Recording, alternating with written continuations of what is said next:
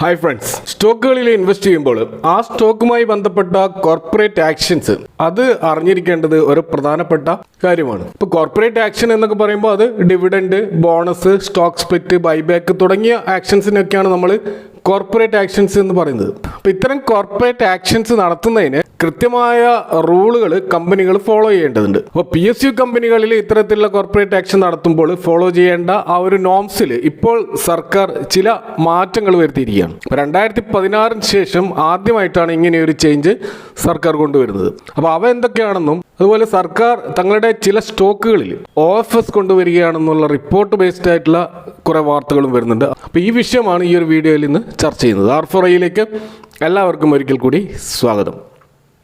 അപ്പോൾ നമുക്കറിയാം, PSU കമ്പനികൾ നല്ല തോതിൽ ഡിവിഡൻഡ് നൽകുന്ന കമ്പനികൾ കൂടിയാണ്. അപ്പോൾ PSU കമ്പനികൾ ഒരു സാമ്പത്തിക വർഷം പ്രഖ്യാപിക്കുന്ന ഡിവിഡൻഡ് മിനിമം അവരുടെ നെറ്റ് പ്രോഫിറ്റിൻ്റെ 30%, അതല്ലെങ്കിൽ നെറ്റ് വർത്തിൻ്റെ 4% ആയിരിക്കണം. ഇതിലേതാണോ കൂടുതൽ അതായിരിക്കണം മൊത്തമായിട്ട് ഡിവിഡൻഡായിട്ട് നൽകേണ്ടത്.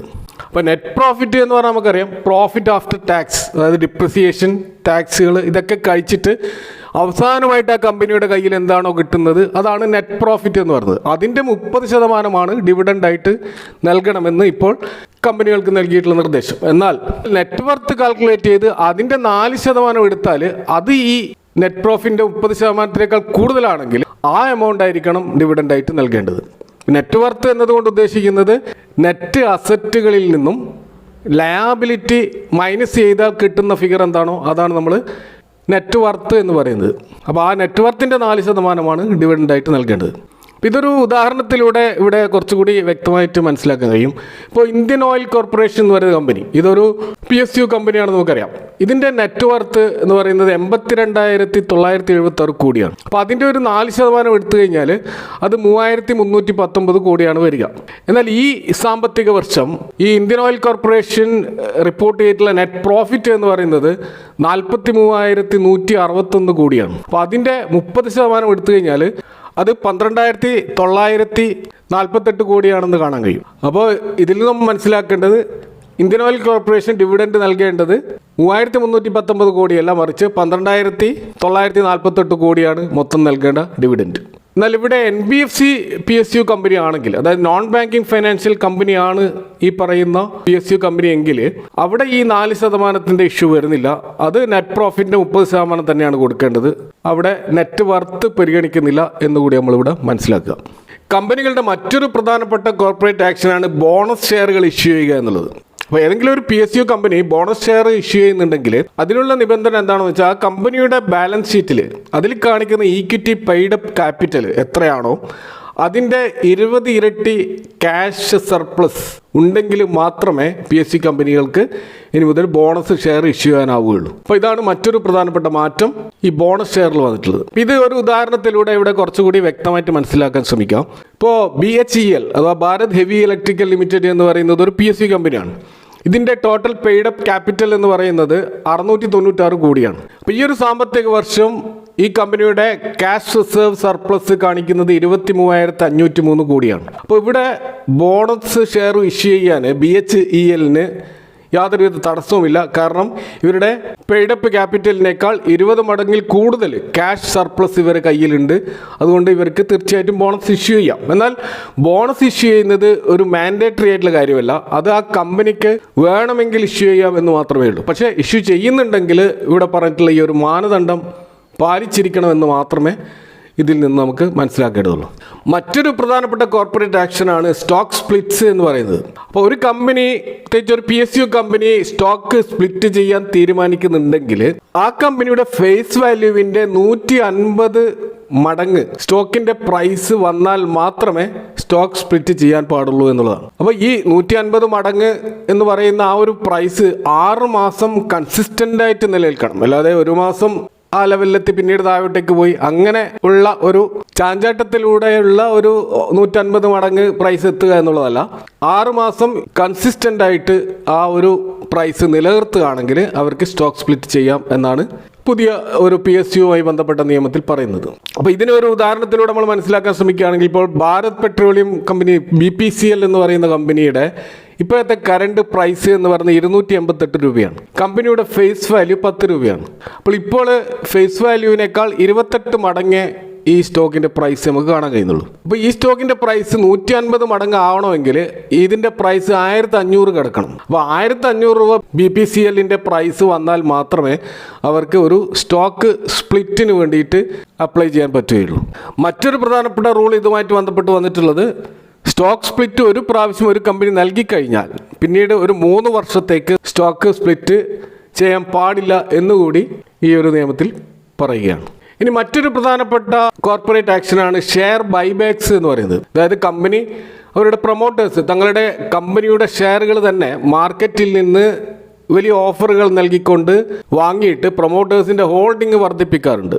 ഇതിനെയാണ് നമ്മൾ ഷെയർ ബൈബാക്ക് എന്ന് പറയുന്നത്. അപ്പോൾ ഇനി മുതൽ PSU കമ്പനികൾ അത്തരത്തിലുള്ള ഷെയർ ബൈബാക്ക് നടത്തണമെങ്കിൽ അതിൻ്റെ കറണ്ട് മാർക്കറ്റ് പ്രൈസ് അതിൻ്റെ ബുക്ക് വാല്യൂവിനേക്കാൾ താഴെയായിരിക്കണം. അപ്പോൾ ഇത് ഒരു 6 മാസം കൺസിസ്റ്റൻ്റ് ആയിട്ട് അങ്ങനെ നിൽക്കണം. മറ്റൊരു നിബന്ധന കൂടിയുള്ളത്, ഇങ്ങനെ ബൈബാക്ക് നടത്തുന്ന കമ്പനികളുടെ അവരുടെ നെറ്റ് വർത്ത് 3000 കോടിക്ക് മുകളിലും അതുപോലെ അവരുടെ ക്യാഷ് റിസർവ് 1500 കോടിക്ക് മുകളിലും ഉണ്ടായിരിക്കണം. അപ്പോൾ ഇതൊരു ഉദാഹരണത്തിലൂടെ മനസ്സിലാക്കാൻ ശ്രമിക്കുകയാണെങ്കിൽ, ഇപ്പോൾ Gujarat state fertilizers and chemicals limited എന്ന് പറയുന്ന കമ്പനി അഥവാ GSFC എന്ന് പറയുന്ന കമ്പനി ഇതൊരു ഗുജറാത്ത് സ്റ്റേറ്റ് ഓൺഡ് PSU കമ്പനിയാണ്. ഇതിൻ്റെ ഇപ്പോഴത്തെ കറണ്ട് പ്രൈസ് എന്ന് പറയുന്നത് 194 രൂപയാണ്. ഇതിൻ്റെ ബുക്ക് വാല്യൂ 337 അതായത് കറണ്ട് പ്രൈസ് ബുക്ക് വാല്യൂവിനേക്കാൾ താഴെയാണ്. അതുപോലെ കമ്പനിയുടെ ക്യാഷ് റിസർവ് 13,340 ഉണ്ട്.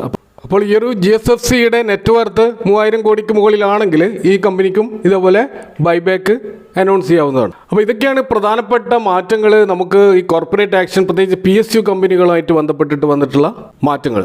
ഇനി PSU കമ്പനികളുമായി ബന്ധപ്പെട്ട മറ്റൊരു പ്രധാനപ്പെട്ട വാർത്ത, PSU സ്റ്റോക്കുകളിൽ ഉൾപ്പെട്ട 5 സ്റ്റോക്കുകൾ അതിൻ്റെ OFS വരാൻ പോകുന്നു എന്നുള്ളതാണ്. OFS എന്ന് പറഞ്ഞാൽ നമുക്കറിയാം ഓഫർ ഫോർ സെയിൽ, അഥവാ നിലവിലുള്ള പ്രൊമോട്ടേഴ്സ് അവരുടെ കയ്യിലുള്ള ഷെയറുകൾ ചെറിയൊരു ക്വാണ്ടിറ്റി മാർക്കറ്റിലേക്ക് ഇറക്കിക്കൊണ്ട് കൂടുതൽ വിൽപ്പന നടത്തുന്നതിനെയാണ് നമ്മൾ OFS എന്ന് പറയുന്നത്. ഇപ്പോൾ സ്വാഭാവികമായിട്ട് OFS നിലവിലുള്ള മാർക്കറ്റ് ഷെയറിനേക്കാളും കുറഞ്ഞ വിലയിലുള്ള ഒരു ഓഫർ പ്രൈസിലായിരിക്കും ഇറക്കുക.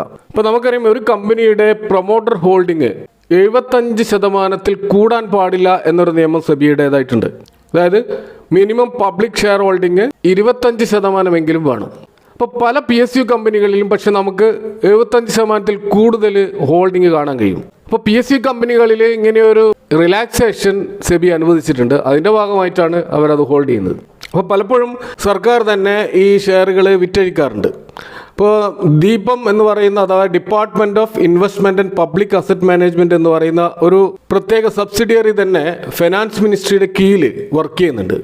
അപ്പോൾ അവർ ചെയ്യുന്നത് ഇത്തരത്തിലുള്ള ഷെയർ വിൽപ്പനകളാണ്. അപ്പോൾ അവർ ഇങ്ങനെ ഒരു പ്രപ്പോസൽ വെച്ച് കഴിഞ്ഞാൽ അത് സർക്കാർ അംഗീകരിച്ചു കഴിഞ്ഞാൽ അത് OFS ആയിട്ട് മാർക്കറ്റിൽ വരും.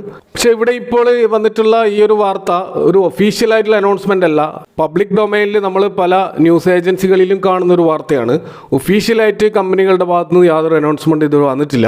അപ്പോൾ ഇങ്ങനെ വന്നിട്ടുള്ള 5 സ്റ്റോക്കുകൾ നോക്കുകയാണെങ്കിൽ ഒന്ന് സെൻട്രൽ ബാങ്ക് ഓഫ് ഇന്ത്യ ആണ്. ഇപ്പോൾ സെൻട്രൽ ബാങ്ക് ഓഫ് ഇന്ത്യ 45,000 കോടി മാർക്കറ്റ് ക്യാപ്പുള്ള ഒരു കമ്പനിയാണ്. ഇതിൻ്റെ കറണ്ട് പ്രൈസ് 52 രൂപ മാത്രമാണ്. ഇതിൻ്റെ പ്രൊമോട്ടർ ഹോൾഡിംഗ് 93% കാണാം. അപ്പോൾ സ്വാഭാവികമായിട്ടും ഈ സ്റ്റോക്ക് അതിൽ OFS വഴി അതിൻ്റെ ഷെയറുകൾ വിറ്റഴിക്കാനുള്ള സാധ്യത കൂടുതൽ തന്നെയാണ്. രണ്ടാമത്തെ ഒരു സ്റ്റോക്ക് ഇന്ത്യൻ ഓവർസീസ് ബാങ്ക് ആണ്. ഇതിൻ്റെ മാർക്കറ്റ് ക്യാപ്പ് 96,000 കോടിയുള്ള കമ്പനിയാണ്. ഇപ്പോൾ കറണ്ട് പ്രൈസ് 51 രൂപയാണ്. ഇതിൻ്റെ പ്രൊമോട്ടർ ഹോൾഡിംഗ് 96%. ഇവിടെ പ്രൊമോട്ടർ ഹോൾഡിംഗ് കൊണ്ട് ഉദ്ദേശിക്കുന്നത് സർക്കാരാണ്, അതല്ലെങ്കിൽ പ്രസിഡന്റ് ഓഫ് ഇന്ത്യ ആണ്. അത് 96% നമുക്ക് കാണാൻ കഴിയും. മറ്റൊരു ബാങ്ക് ഉള്ളത് യൂക്കോ ബാങ്കാണ്. യൂക്കോ ബാങ്കിൻ്റെ മാർക്കറ്റ് ക്യാപ്പ് 50,000 കോടിക്ക് മുകളിലുണ്ട്. കറണ്ട് പ്രൈസ് 42 രൂപ മാത്രമാണ്. അപ്പോൾ ഇതിൻ്റെ OFS വരാനുള്ള കാരണം ഇതിൻ്റെ പ്രൊമോട്ടർ ഹോൾഡിംഗ് വളരെ അധികമാണ്. 95% പ്രൊമോട്ടർ ഹോൾഡിംഗ് ഈ സ്റ്റോക്കിൽ നമുക്ക് കാണാൻ കഴിയും. മറ്റൊരു സ്റ്റോക്ക് പഞ്ചാബ് സിന്ധ് ബാങ്കാണ്. ഇതിൻ്റെ മാർക്കറ്റ് ക്യാപ്പ് 32,000 കോടിയാണ്. കറണ്ട് പ്രൈസ് 47 രൂപ എന്ന ലെവലിലാണ് നമുക്ക് കാണാൻ കഴിയുക. ഇതിൻ്റെ ടോട്ടൽ പ്രൊമോട്ടർ ഹോൾഡിംഗ് ഏറ്റവും ഹയസ്റ്റ് ആണ്. 98% പ്രൊമോട്ടർ ഹോൾഡിംഗ് ഈ സ്റ്റോക്കിലുണ്ട്. അപ്പോൾ തീർച്ചയായിട്ടും ഇത് OFSനുള്ള എല്ലാ സാധ്യതയുമുള്ള ഒരു സ്റ്റോക്ക് തന്നെയാണ്.